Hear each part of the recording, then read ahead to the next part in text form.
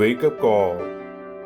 For they cried to God in the battle, and he granted their entreaty, because they trusted in him.